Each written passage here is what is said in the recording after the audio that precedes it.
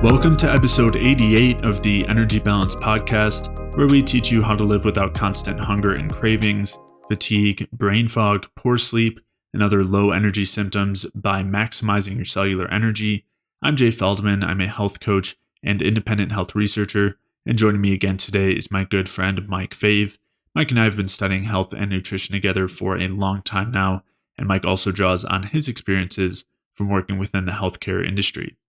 In today's episode, we will be digging into a study that is focused on soy, and in particular, we'll be discussing the hormonal effects of various compounds in soy.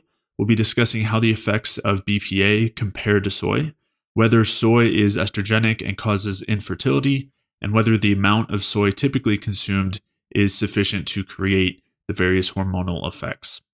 And much like episode 83, this episode is a bit of a different format where we're going to be walking through a particular study and evaluating its claims and extrapolating and exploring different concepts related to those claims. So let us know what you think in the comments if you're watching on YouTube, or you can send an email to me at j@jfeldmanwellness.com and let me know what you think of these sorts of episodes and if you'd like us to do more in the future. The feedback from the last episode was pretty positive, so we'll keep mixing in some episodes like this one. If you are new to this podcast, then I'd highly recommend, after listening through this episode, you head back to episodes 1 through 7, where we took some time to build a foundation as far as the bioenergetic view of health goes. To check out the show notes for today's episode, you can head over to jfeldmanwellness.com/podcast, where you can take a look at the studies and articles and anything else that we reference throughout today's episode.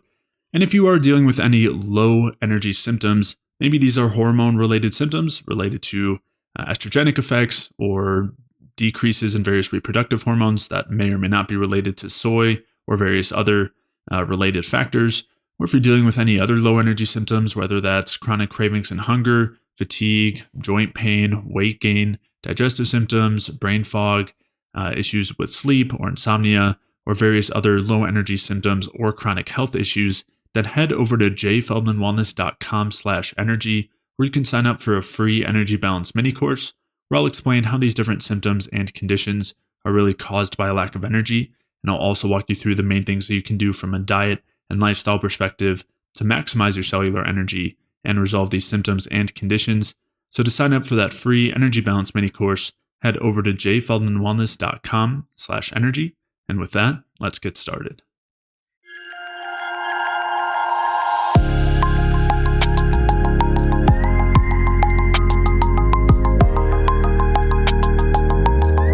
All right, so in our last episode, dissecting some research, a study, we went through a study that was really pointing out some of the flaws in the calories in, calories out theory and idea. And in the studies we'll be going over today, we'll be talking about, again, other aspects of food intake that are not directly related to calories in, calories out or interfering with it, but that support, or I guess are support against the notion of calories in, calories out, but just highlighting some other aspects of food that aren't often discussed that obviously have huge impacts on our health. And so let's dig right in. All right. So we have 3 studies today. They're all going to be a little bit shorter, but they go over the effects of different food compounds on different portions of physiology. So this first one is effects of soybean extract, BPA, bisphenol A, and 17-beta estradiol on the testes and circulating levels of testosterone and estradiol among peripubertal juvenile male sprog dolly rats. So we're not looking at calories here. We're not looking at partitioning of different of energy throughout different portions of the body. We're looking at the effects of compounds within our food on our hormonal profile. And we don't have time to cover all the studies today, but if you ever do look at the effect of testosterone on the body, you'll see, increases in muscle mass, decreases in fat mass, and an overall change in body composition, depending on dosages and how long you're using it, etc. Even at physiologic levels or levels that you'd normally produce in the body, there are pretty significant differences or effects of testosterone. So we're going to see, and this becomes important because what we talk about or have talked about in the past is that the hormones have a really potent effect on your body composition, your physiology overall. So if you have some type of compound like a soybean extract or BPA or if this is exogenous estrogen, if it's shutting down your testosterone production, you will see changes in body composition. You will see an effect overall. So regardless of calories in, calories out. And so this study is going to be an example of some of these effects. And so as we go through, I have a couple highlighted areas I'll read for you guys, and then we'll go over some of the charts and whatnot, and then we have some pretty pictures over here. So there's 3 studies all going over different portions, and they should be pretty quick. So they start here, and they say, in a study conducted by Yalai et al. 2002, levels of genistein compared to concentrations found in soya milk baby formula were capable of producing thymic and immune abnormalities in mice. So we see that soy baby formula is able to establish some type of immune disruption in mice. And another study done by Gallo et al. On soya extract showed that it is capable of causing uterine effects such as increase in weight, edema, endothelial hyperplasia, and leukocytic infiltration. It also caused vaginal effects such as inflammation, hyperkeratosis, and dyskeratosis, and alterations in follicular size of the ovaries. So what you're seeing here is that soy extract was able to induce effects inside the uterus and the vagina that were equivalent or similar to the effects of estrogen. And this is quite important. And there's a reason why the soy here is being compared to BPA and 17-beta estradiol, is because the soy has estrogenic effects. And that's what the researchers wanted to look at. And so all this introductory stuff is just giving us a setup and some of the effects. The results were supported by Padisol et al. 2006, which showed that a soya supplement acts as an estrogen antagonist on both proceptive and receptive behavior in female rats. Also showed that phytoestrogens have a suppressive effect on lordosis and estrous cycle in female rats. So in this study here, they're showing that it seems to have an anti-estrogenic effect. So in either way, we're showing an effect on hormones, and as we get down further, we'll start to see. But the research isn't fully set per se on all of the different effects, and so, but we do know that soy in general has a hormonal effect on the body overall. Yeah. So just to bring some context here, I know you mentioned this, the effects of hormones in terms of body composition. Of course, every series that we've done so far discussing liver health, autoimmunity, and on from there, thyroid activity, all those things, the hormones play a major, major role. And so not only is this relevant to body composition, but as they're discussing, there's reproductive effects, and these things can also affect, for example, vulnerability to autoimmune conditions and other issues farther down the line. And the other piece of context I think is important here is just not only how ubiquitous soy is, where it's being used in everything, and they're talking about it in baby formula, which is obviously something that should be considered when you consider that it is having hormonal effects, and this is something given to a developing toddler or very, very young baby. And so obviously this study is going to be bringing some questions as to whether we should be using soy in baby formula and whether baby formula is a good idea to be using in general. And then, of course, the use of soy which is already used in huge amounts throughout the food supply as a health food, sold as protein powders, sold in protein bars, and then also used in various processed foods. So, there's some overarching context here that gives some weight to the findings in the study.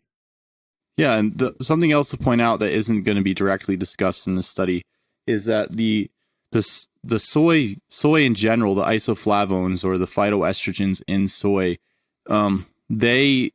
they also have a negative impact on the thyroid, which is known. They're known goitrogens. So it's important. It has to be processed appropriately to avoid some of the antithyroid effect. But we have overall hormonal effects, and it's kind of, in certain situations, they're seeing estrogenic effects. In other situations, perhaps some degree of anti-estrogenic effects.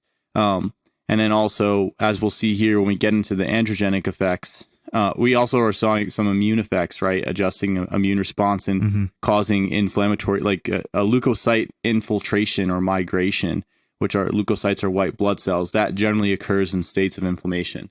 The tissues are sending out signals that are saying, hey, we have something going on over here. And then it's interesting that in the studies with soy, it's targeting the reproductive hormone or organs. So it says that they're saying here is in male laboratory animals, dietary soy isoflavones have been shown to affect the androgenic response of seminal, vesicle, and prostate to testosterone propionate in rats. So it alters the effects of testosterone propionate, which is a testosterone ester that's exogenous that you would inject into the rats. It changed the effect of testosterone on the seminal vesicles prostate. And then we have my favorite researcher last name, 2003. Showed that genistein, a main phytoestrogen component in soybeans, causes a decrease in serum corticosterone and testosterone in rats. Genistein was also shown to increase levels of adrenocorticotropic hormone and luteinizing hormone in the same rats. This was further proven in vitro when Opalka et al. 2004 showed that genistein decreases the secretion of testosterone in rooster Leydig cells in a dose-dependent manner. Genistein was also shown to decrease testosterone and luteinizing hormone-stimulated Leydig cells. So what you're seeing here is that the genistein, a phytoestrogen, decreases serum corticosterone. Now, this is interesting because corticosterone is generally the inactive or weakly active form of glucocorticoid that gets converted into cortisol. So it's decreasing the inactive form, and we don't know. We have to go in the study and see what happened with the active form, which would be cortisol. So next is also testosterone is decreased, and then genistein is also shown it'll increase the levels of adrenocorticotropic hormone and luteinizing hormone. So ACTH and LH, these are pituitary hormones. Those are pituitary hormones. They're released from the pituitary to signal the production of hormones at the testes or at the adrenal glands. If you have a compound that's decreasing the production of these hormones at their respective sites, at the testes or the adrenal glands, then you would expect that the pituitary gland is going to upregulate its signaling hormones, LH and adrenocorticotropic hormone, to increase that production. But they're saying here the genistein was also shown to decrease testosterone and luteinizing hormone-stimulated Leydig cells. So it seems that even with the LH present to stimulate the cells to produce the testosterone, the genistein could possibly have an effect on decreasing that production of testosterone. And just so everyone's aware, genistein is one of the soy isoflavones, one of the phytoestrogens in soy. Yeah. Yeah. And so we're basically seeing at every level of the hormones, we're seeing a shift toward the stress hormones and away from the reproductive hormones. And as you're saying, you kind of see it pointed out at every step of the cycle where you're seeing not only an increase, like you're seeing an increase in the hormones that are saying we don't have enough, meaning like the luteinizing hormone, for example, but that's not even able to have an effect because you're seeing a reduced response to the luteinizing hormone at the cell. So yeah, you're seeing it at kind of every level here, and that being a driver of stress. Another thing I just wanted to mention while we're, on the topic of just looking at research as a whole is that something I'll hear pretty commonly is this, this research was all done in different animals. And so that's one of the common critiques of research is, well, do you have anything shown in humans, or, do you have like a randomized controlled trial in humans? And if you don't, then this is meaningless. And I just wanted to mention really quickly that you don't need that. Like, you don't need a randomized controlled trial in humans to have an idea of what's going on physiologically. And for the large part, the physiology of all mammals is going to be very, very similar. And so there's generally a lot of way more overlap than not. Now, of course, there are certain scenarios where there is not overlap, and those are worth considering. But there's still a lot of value to considering research done in animals. Yeah, I mean, if you're looking in rats or you're looking in mammals, the testicular structure and the response to some of those hormones, there is variation. Like, for example, the rat's circadian rhythm of certain hormones is going to be different because a lot of them are nocturnal. But they still have LH, FSH, the same hormones that are going to stimulate the Leydig cells and the Sertoli cells inside the testicles to to create sperm or to have sperm undergo division and or spermatogenesis, etc., whatever. And then you also, or to produce testosterone. So those pathways are relatively conserved in a lot of mammals. There's going to be some minor variations, and you keep that in. And we've talked about this before, like the digestion between different animals is quite different. Like a cow's digestive system is significantly different than humans. Rats have difference in humans. Pigs and humans are relatively similar. So there's definitely going to be differences across the species, but a lot of the hormonal pathways, even if you go through, I think you gave me one of the hormonal book. I think I have it behind there. It's vertebrate endocrinology. And they go through all the different and the pathways in different animals, and a lot of the mammal systems are very similar. So it's just something to keep in mind. And it's even if even if you don't have a randomized controlled trial, you still, like, the way I kind of think of it is I had a bunch of rats and I was keeping them in my house and I was feeding them mercury and they were all dying. Well, I wouldn't say, well, since it's not randomized controlled trial, I might as well try this mercury out myself. Kind of be like, no, I'm not going to eat that one. I'm not going to take that one. So it's to get an idea. It's to get an idea of the effects. And some of these things, like, you can't feed humans soy their whole life and then on the back end cut open their testicles and examine what the structure is and try to be like, oh, the soy does this, the soy does that. Like, you're not going to see a study like that. Where with rats, you can do that. And we're going to look at their testicles and, cut open. This is scientific here, people. We're going to look at their testicles and see what the effects are. So as we keep going, they start to open up about BPA here. So BPA is a global environmental contaminant, as it is released by almost all polycarbonate materials, which are widely distributed across the globe. Studies have shown that BPA has adverse effects on the reproductive system as well as the hormonal system. Takahashi and Oishi showed that BPA can cause a weight decrease in the testes, epididymis, prostate, seminal vesicle, and a decrease in sperm production. In vitro BPA induces several morphological changes in the cells, conforming to the morphological changes during apoptosis, so cell death or cell program death. So BPA causes changes that are similar to the apoptosis change. And then I'm going to read this last one, Jay, and then you go ahead. BPA has also been shown to decrease sperm motility and sperm count in animals by inducing oxidative stress and decreasing the cell's antioxidant defense system. In pubertal mice and rats, BPA has been implicated in the abnormalities found in the spermatid, spermatozoa, and the ectoplasmic specialization between the Sertoli cells and the spermatid. So basically, the spermatid, spermatozoa, Sertoli cells, all of these are involved in the production, or these are different phases of sperm production or components involved in sperm production. So BPA has been shown to cause abnormalities in basically this whole process. So it is a anti-fertility compound to some extent. And the reason it's being compared to phytoestrogens and estradiol, 17-beta estradiol, is because it has estrogen-like effects. And even with the isoflavones, they are phytoestrogens. They have estrogen. In general, they have been understood to have estrogen-like effects, even though some in vitro studies say this and say that. Yeah, absolutely. And just to add on to the initial part of that quote, where they were talking about a decrease in weight of the different reproductive parts, that, just for people who aren't aware, tends to be a sign of inhibited activity, or as you said, kind of inhibited fertility. Tends to mirror reductions in sperm production, in testosterone production, and increased stress. Just in general, when you're seeing increased weight or decreased weight of organs, especially during development, it can mean those things. Of course, sometimes an increase in weight can be a bad sign. Like if you're talking about the liver, for example, it might be a sign of an increase in liver fat. But in this sort of situation, it's a sign of decreased function, the decreased weight. Yeah. And then, of course, BPA, just to add the real world context, as they kind of mentioned, is used in plastic and also in the lining of cans. And so you see BPA free listed on a ton of things that you might buy that have plastic or that are in a can. But what they don't mention, and you've mentioned this before, Mike, is that instead of BPA now, because of the publicity around BPA having these sorts of issues, they switched away from using it from the marketing standpoint and instead use something called BPS, which basically has the same effects as BPA. So still entirely relevant and something to consider, even when you're getting something that says it's BPA free. Yeah, and there's other plasticizers besides BPA and BPS.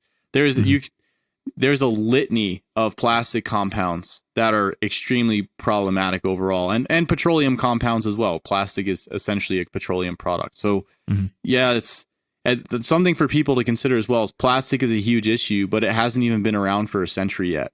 And in a century, in the time span of everything, is quite small. So it's a relatively new problem. Right. Yeah. Where are all the randomized controlled trials for the effects of using plastic and plasticizers on humans? We have this it's just, again, not to go off on too much of a tangent, but we have when somebody talks about nutrition, let's say, there's such heavy criticism of that. And you need to have the exact study that explains, when we've talked about this before, but you need the exact study to show that having this type of food within this hour of waking has this effect if you want to claim it. And of course, that's not typically how research is done. Yet when we're considering the effects of plastic on our health or various medical interventions that don't have anywhere near the amount of, those things tend not to have anywhere near the amount of high quality research that we use to, that we're expecting or need, or saying that we require for much more mild interventions, like having an extra piece of fruit or something like that. No, that'll cause diabetes. Exactly. It's been shown. I don't know where, right. Somewhere, someone show it. Yeah. Not actually. There's no studies I've ever seen linking fruit and diabetes with any type of strong relationship. I think what a lot of the research game involves trying to find some relationship, maybe epidemiologically or through some type of observational or association study. And then after that, there's some in vitro studies, and then there's some animal studies, and then they work their way up eventually to human studies if it's ethical. If you're having rats' testicles falling off because you're giving them doses of BPA, and that's an exaggeration, but if you're having that happen, then it's unlikely that a review board is going to be like, all right, we're going to dose all these humans with BPA and we're going to see what happens, right? Like if you have some compound that's turning male frogs and male fish into females, they're probably not going to give it to humans. Although humans are exposed to it regardless, because for example, they were finding like SSRIs inside like shellfish.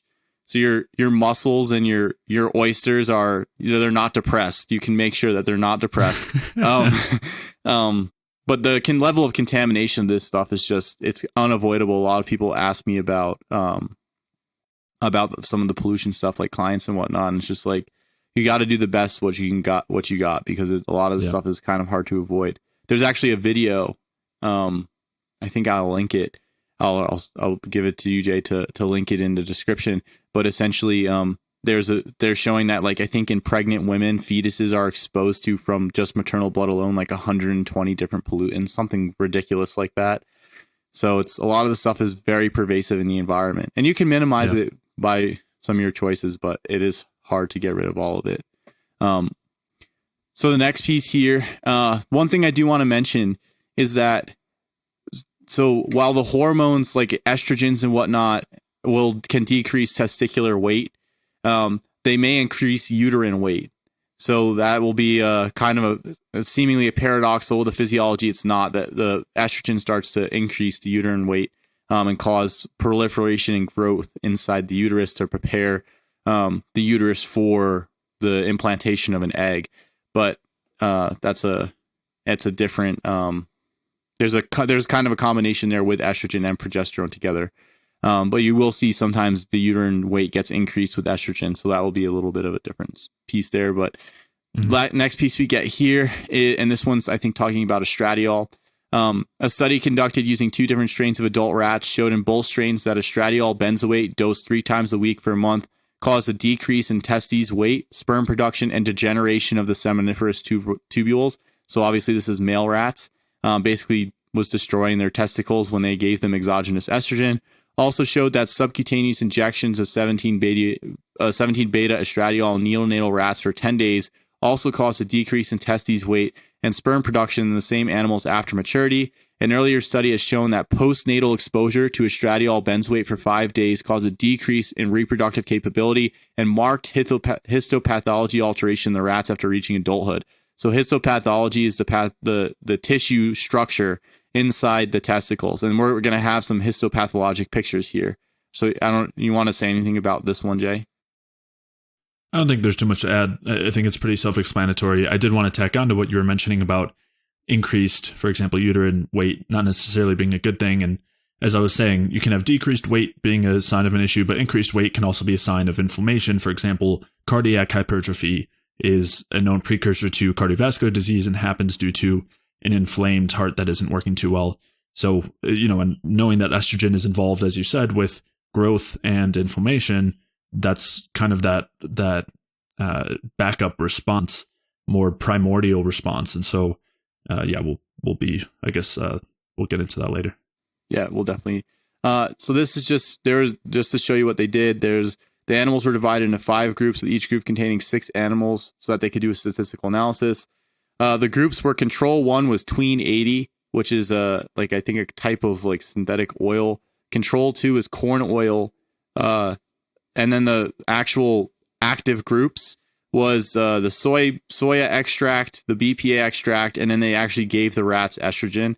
So what we're really trying to compare is between soy BPA, soy extract, so literally just an extract of the beans, not even oil, BPA, and then the estradiol, and then corn oil and this tween 80. I think the tween 80, the controllers, never mind. I'm not going to go there. It's like an oil carrier, I think. Yeah, I just pulled it up. It's and I thought it might have been the same. It's the same as a polysorbate 80, which is like, I know it's an additive in food. But yeah, obviously these aren't the best control groups, which will be interesting when we see the results. As you said, it'll be more interesting to compare the 3 treatment groups as opposed to the control groups, which probably could have a lot of dysfunction too, considering that one is polysorbate 80 and the other is corn oil. But yeah. So the controls aren't good, but we are still going to see difference here. This chart is just, they actually calculated the levels of these phytoestrogens in the food that they were giving the rats, and then accounted for those inside the group. But these are the main phytoestrogens. Coumestrol is one, but the main ones are from soy are these 4.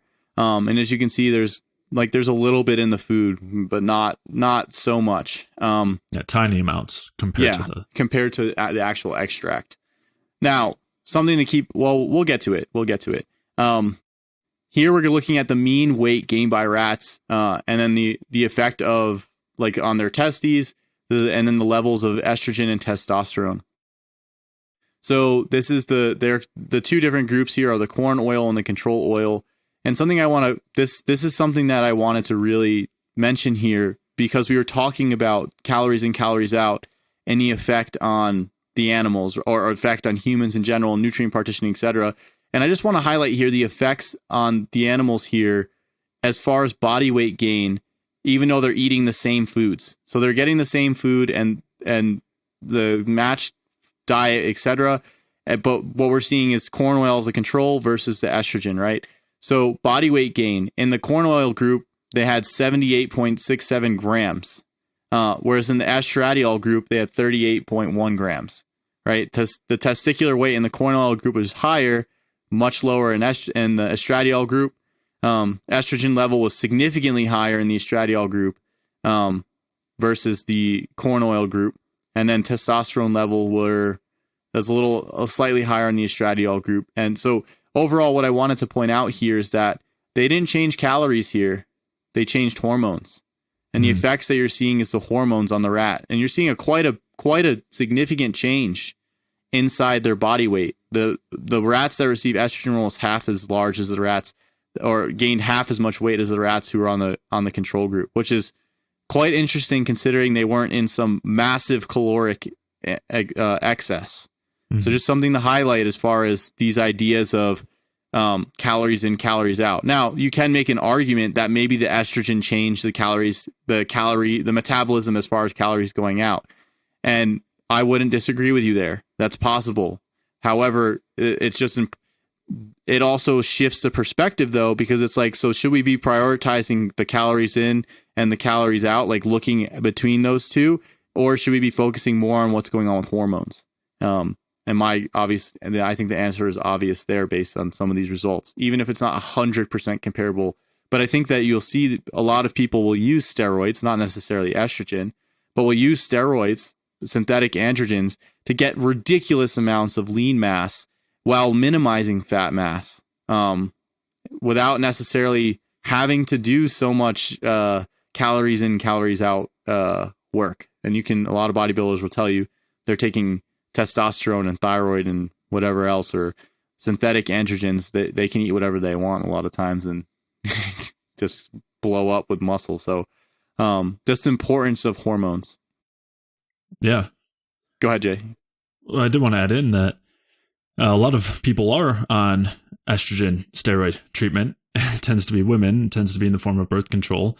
And it tends to cause the opposite effect of what you're describing with testosterone. Well, I guess in one way, it's the same effect, which is weight gain, but instead of muscle, tends to contribute toward a lot of body fat gain. So seeing, again, and still a massive effect from the hormones on fat balance.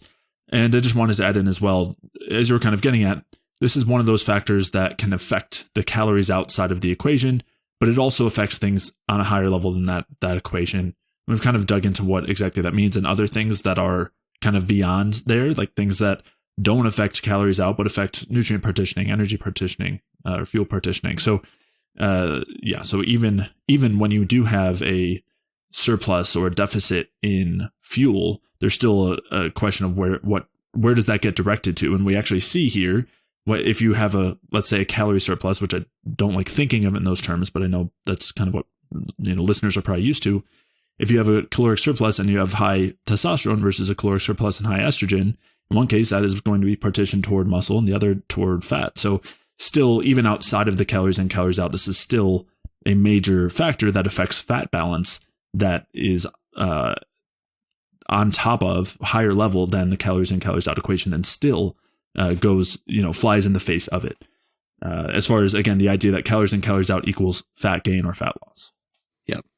Yeah. So the rest of this stuff in here is just talking about what they did, specifically how they measured the hormones, statistical analysis. And then here we get to the results and the discussion. So there's this here is just talking about body weight. So the 17 beta estradiol treated group had a statistically significant decrease in body weight compared to control. The mean and relative testes weight was also significantly lower to control. So not only did the estrogen group have a smaller body weight, their testicles were smaller relative to their body weight than the other group. Here they show the soy extract treated group has increased significantly in body weight as well as mean and relative testes weight compared to control. The BPA group did not show a significant difference between the control and weight gain and a mean and relative testes weight. So they're showing a shift here, a difference, but we'll get to there's gonna be some interesting things here because you're gonna see some paradoxical things, but we will explain it down later on as we go. Then we get over here. So the 17 beta estradiol treated group had significantly increased by 8 times in circulating estradiol levels compared to the decrease in BPA in soya extract treated rats. Only the soy extract treated rats had a significant increase in circulating testosterone. This is what I'm saying is the controversial piece here compared to the control. As the data show, there's a difference between the levels of circulating testosterone between the control groups. So while the testosterone did increase in the soy extract treated group, but we're going to have to get down to looking at the histopathologic structure of the testicles, and we'll talk about perhaps how that is going about because it's not necessarily a good thing. Is there anything you wanted to add there, Jay? No, I'll let you keep going because I think it'll explain it further. Yeah, so this is a description of what we're going to see down low in the histopathology. What they're showing here, both the soya extract treated and BPA treated group showed cellular debris in the seminiferous tubules and sloughing of the germ cells, with the BPA treated group showing a higher degree of damage. The tubules were also vacuolated with lipids. The presence of the vacuoles and cellular debris resulted in the absence of a lumen. Both groups also showed absence of maturing spermatid. Only the soya extract group showed a disturbance in spermiogenesis. The soya extract group did not show Leydig cell hyperplasia as reported by previous studies. So what you're seeing here is that the soya extract group and the BPA group basically had destruction and damage inside the seminiferous tubules, which is where the sperm mature. And then they also didn't have a lumen inside the seminiferous tubules, so it was swollen, and there was vacuoles filled with fat. And then the spermatids, which are developing sperm, they were absent in both the soy group and the BPA treated group. So basically, we're seeing the beginnings of infertility from these treatments. Yeah. Yeah. And as you're kind of saying, yes, in the soy group, there was an increase in testosterone. I don't know how big that increase was, but somebody could point to that and say, hey, this is, first off, it's not so estrogenic, and maybe, we should all be taking it. But then when you look at what's actually happening, at the very least, there is not a proper response to that testosterone. And that sounds like it's because of damage. And so you see that a lot with these negative feedback loops, where sometimes initially you'll see an increase in, it's like an adaptive response to try to correct the issue. And so that's probably what you're seeing here, where, the cellular signaling is showing that we need more testosterone. We're not having the effects of testosterone that we want. So you're seeing increased production, but that is a result of a feedback loop probably caused by this damage, and obviously is still not able to have the effect that we're looking for. Kind of like a hormetic idea, right? Where from the hormesis perspective, we're trying to create damage so that we have this adaptive response so that things get stronger. But you're actually just creating dysfunction and just creating the first level of that dysfunction. And if that continues on, eventually you would see decreased testosterone typically, as far as like the general adaptive response, which I'll be going through in a study in the future as far as how that progresses. Yeah, so the other thing to point out here is in previous studies, they saw the Leydig cell hyperplasia, which is essentially, it's not hypertrophy where you have a growth of the cells that are there. You have an increased number of those cells. And it's usually a precursor. It usually happens during injury, and then it can be a precursor state to cancer. So just something to keep in mind there. Now, the next one we're going to talk about is estrogen itself. So the 17-beta estradiol treated group showed massive morphological differences when compared to its control. The seminiferous tubules were atrophic, showing very little signs of maturity. Inside the tubules, very little spermatogonium were present, while there was a total absence of any primary and secondary spermatocytes. Because of this, there was also no maturing spermatids and spermatozoa in the lumen. Some of the tubules also had apoptotic cells present in the lumen. And I'm just going to read this one, and we'll go through that. But these observations showed that certain doses of soy extract, BPA, and 17-beta estradiol could cause varying degrees of cellular damage to the testes. This study also shown that soya extract, BPA, and 17-beta estradiol do have an impact on the histology of testes, as well as the steroidal hormonal system. All of the effects shown have different degrees of severity, which vary greatly between each treatment group. So the estrogen treatment as well wrecked the testicles, and basically you had no developing sperm at all, and the testicles were kind of atrophic. They weren't developing. All treatment groups caused damage to the testes, and varying degrees and varying effects, but damage nonetheless. And I'm gonna, after you add what you have to say, I'm gonna show you what dosage they're talking about for the soy extract here. Yeah, I don't have too much to add. I think it's pretty clear, right, that we're just seeing damage in this way from all three of those different compounds. And what that's suggesting is that the soy extract and the BPA have estradiol-like effects, and probably aren't too helpful to be increasing your exposure to. Yep. So I'm going to read this part here. I didn't. Go ahead. One thing I want to say too, real quick, just adding some context, is that this doesn't mean that these things don't have negative effects in women just because they're looking at the male reproductive system here. Obviously it's a little more complex, as you were saying, increases in uterine weight potentially and things like that. But generally, if you're seeing issues with reproduction, that's going to be mirrored in both genders, so or both sexes, and so I just wanted to add that in. Okay. Yeah. There's the negative effect across both genders for sure. The effect is just, I think, quite obvious when the male's looking at the testes. Right. So, and I think males are usually the ones who are more worried about it. Right, but women, of course, should be too. Oh, they should be. But the whole soy boy thing has been created subculture around it be affecting mainly men because of the idea that estrogen is like good for women, I guess, or the whole estrogen. And it's not that women shouldn't have any estrogen or shouldn't. It's that there's a balance that has to be maintained with estrogen, and there are negative effects to it. Yeah, it's a huge disservice to women. I mean, the fact that this is at least already acknowledged as an issue for men. I mean, men tend to be more aware of it, as you're saying. The fact that a lot of women are consuming soy because they're being told that it's helpful for them is worse. Yes. And we've, I would refer someone back to the Women's Health series where we discussed kind of how yes, you do need some amount of estrogen at a very particular time. But in general, we want to be more favoring progesterone. Again, of course, there's a cycle with progesterone too. But yeah, getting excess estrogen from these exogenous sources, I would say, is virtually never helpful physiologically. Yep. So what they do say here, this is where I really want to get to, but I do want this preface. For the past decade, or even more than the past decade, soybeans have been intensively investigated either for their cancer protection properties or for their endocrine disruption properties. In this study, soy extract, when given orally, caused a significant increase in body weight, testes weight, and circulating testosterone levels. It also caused structural changes in the testes and a decrease in circulating estradiol levels. The increase in testosterone level is a novel finding, as previous studies have reported a statistically significant decrease in testosterone levels in laboratory animals treated with phytoestrogens. And then there's a series of studies they list here.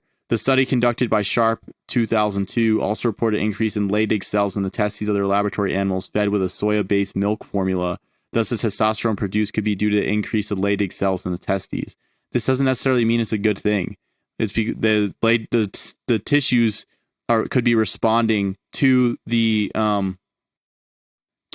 damage that they have by increasing the number of Leydig cells. So, like for example, if you get a cut, your skin will regrow in that area. And they talked about in the previous spot over here as hyperplasia, which would be an increased number of cells, Leydig cell hyperplasia, which is also precursor to, can be, not always, but can be a precursor to cancer. So that's something to keep in mind. And then the other thing too is they talk about decreases in estrogen in some of these studies, but that may also, like circulating estrogen levels, they may also not be a good thing, especially if you're looking at the effects of soy extract inside the testicles. We just read about it. It has a negative effect on the structure, and then it's increasing testosterone through some mechanism, perhaps through hyperplasia, which we're not 100% sure about here from this study alone. But overall, there's been a negative effect. And then a decreasing estrogen, as we saw above, the different compounds can decrease the production of hormones by the body's tissues. So it is an endocrine disruptor. And just because it's decreasing estrogen doesn't mean that it's doing it by a mechanism with which you want, right? You could just be decreasing estrogen because it's decreasing the production of estrogen at the ovaries or whatnot through some type of damaging mechanism. It's always important to know why and how. So if we don't know why and we don't know how, and it has this effect, but like, for example, say people start dumping soy down, which is basically what we have going on now. And it's having this negative effect on the gonads. And then that negative effect, your hormonal profile is better, but now you're having infertility, which is massively on the rise inside the Western nations, which are just in love with soy. Then it's quite possible that even if the hormonal profile is looking better, the other effects are definitely not worth the change in lab values. Because again, the lab values are a snapshot and they aren't the complete picture. They are just a snapshot. They tell us what's happening in time, and interpretation also is depending on context and a whole bunch of other factors. Just because your lab values are in certain range doesn't mean that things are necessarily great. Yeah, it's a great point with those being a snapshot, and kind of lends credence to what they're saying, where other studies showed a decrease in testosterone, they're showing an increase, but seems to be a result of the damaging inflammatory effects in the testes. And time could be that factor there, where if they tested for longer, or in a different dose, they might see the testosterone levels come down like in those other studies. or vice versa, right? The other studies might have been shorter and just showing the initial decrease before the rebound. Again, that doesn't mean that rebound is a good thing. It could be an adaptive response to the damage, but that's not a good way to increase testosterone if that is the case. Yeah, exactly. Now, the question that I wanted to know at this point was how much of this soy stuff do I have to eat to blow up my testicles? Because that's what I'm interested in doing. The soy boy is real. I want to experience it. So I needed to know how much soy to eat. And so what we get over here is this current study also showed histological changes in testis structure in the group treated with a soy extract. Soy extract consists of a combination of many phytoestrogens and other phytochemicals. In Asia, the daily intake of soya beans can be as high as 30 to 50 grams a day, based on this study here, Cornwall et al. 2004. Based on the dosage used in this study, 100 milligram of extract is equivalent to approximately 2.5 grams of soya beans. This is approximately 12 to 20 times more than the dose given to the animals.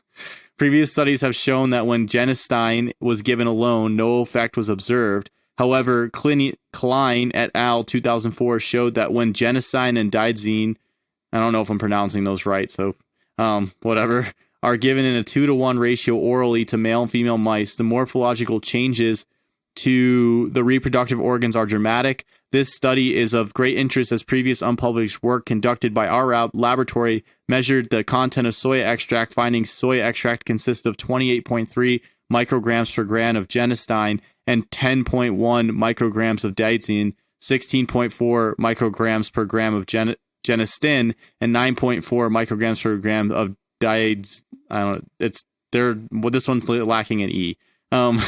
This gives a 2.8 to 1 ratio of genistein and diazine, comparable to the work of Klein et al. 2004. So basically what they're showing is, so you have a 2.1 to 1 ratio orally causes severe issues, and that the soy extract has a ratio of 2.8 to 1. And then on top of that, what they're saying is that the dose that people are eating in Asia, 30 to 50 grams a day, is 12 to 20 times more than the dose given to the animals in this study. So the effects of soy are can have a physiologic effect at normal dosages. Because sometimes in studies, researchers will show this thing has this effect, but it's like you could never get that much from food. And that's always important to look at as well. But these researchers are putting into focus that actually you can get more than this from food, and it's in a ratio that has been shown in some type of research to be problematic. So you can get this problem from the soy that people are eating. Right. And I'm assuming that this is in proportion to the weight of the animals and also the general conversion from rodents to humans. Yeah. Because it's not a one-to-one situation, even by weight. But yeah, that's I think that's a pretty clear explanation there, that basically the doses that they're using in the study to create the damage that they were seeing in a pretty substantial amount is way lower than the amount that a lot of people are eating in Asia, and I'm sure a lot of people in the States as well. So, yeah. So that was our first study, just showing the effects of different compounds from foods and from pollutants on the metabolism, and then also on hormones, which they're not separate. Right. Yeah, exactly. All right. I hope you enjoyed that episode. In the next episode, we'll be digging into a couple of other studies, one focused more on the hormonal effects of various fatty acids, and the other focused on the effects of orange juice relative to a meal and its possible effects on inflammation and blood sugar and some other related factors. And in that episode in particular, we'll be discussing whether PUFA, the polyunsaturated fats, cause more oxidative stress than saturated fats. We'll be talking about how PUFA intake affects testosterone. We'll be discussing whether fruit juice should be avoided for blood sugar regulation, the effects of fruit juice on inflammatory markers and endotoxin, and whether fruit juice has the same effects as soda. So if you did enjoy today's episode, please leave a like or comment if you're watching on YouTube. And if you're listening elsewhere, please leave a review or 5-star rating on iTunes. All of those things really do a lot to help support the podcast and are very much appreciated. To check out the show notes for today's episode, you can head over to jfeldmanwellness.com/podcast. You can take a look at the studies and articles and anything else that we referenced throughout today's episode. And if you are dealing with any low energy symptoms, maybe these are related to what we discussed today as far as different estrogenic effects or issues in terms of hormonal balance, or any other low energy symptoms, whether that's chronic cravings and hunger, low energy or fatigue, joint pain, weight gain, digestive symptoms, brain fog, poor sleep, or any other chronic low energy symptoms you might be experiencing, or other health issues, then head over to jfeldmanwellness.com/energy, where you can sign up for a free energy balance mini course where I'll explain how these different symptoms and conditions are really caused by lack of energy. And I'll also walk you through the main things that you can do from a diet and lifestyle perspective to maximize your cellular energy and resolve these symptoms and conditions. So to sign up for that free energy balance mini course, head over to jfeldmanwellness.com/energy. And with that, I'll see you in the next episode.